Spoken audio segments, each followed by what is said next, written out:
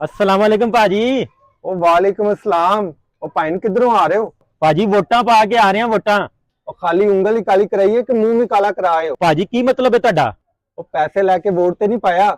ਭਾਜੀ ਤੁਹਾਨੂੰ ਕਿਵੇਂ ਪਤਾ ਪੂਰੇ 15,000 ਲੈਣੇ? 15,000? ਹੁਣੇ ਹਿਸਾਬ ਕਰ ਲੈਣੇ ਤੁਸੀਂ ਆਪਣਾ ਜ਼ਮੀਰ ਕਿੰਨੇ ਚ ਵੇਚ ਕੇ ਆਏ ਹੋ। 15,000 ਸਾਲ ਦੇ 365 ਦਿਨ, ਅਗਰ ਦਿਨਾਂ ਦਾ ਹਿਸਾਬ ਲਾਈਏ ਤੇ ਇੱਕ ਦਿਨ ਦਾ 8 ਰੁਪਏ 21 ਪੈਸੇ। ਓਏ ਟਕੇ ਦਾ ਤੂੰ ਬੰਦਾ ਨਹੀਂ, ਉਹ ਤੇਰੀ ਇੰਨੀ ਵੈਲਿਊ ਕਿੰਨੇ ਲਾਤੀ ਹੈ? ਭਾਜੀ ਕੀ ਕਰੀ ਜਾਂਦੇ ਹੋ? ਕਿਉਂ ਬਿਸਤੀ ਕਰੀ ਜਾ ਰਹੇ ਹੋ?